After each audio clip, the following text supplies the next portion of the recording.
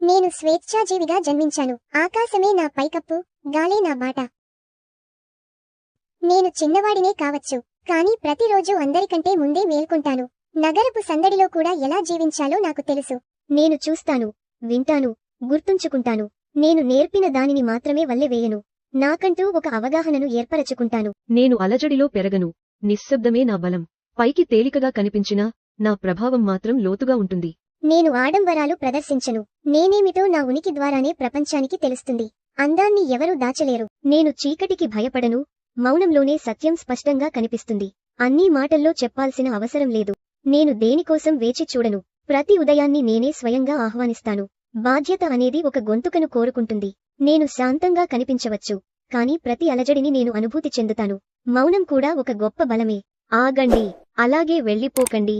Like, comment, subscribe మరియు share కూడా చేయండి.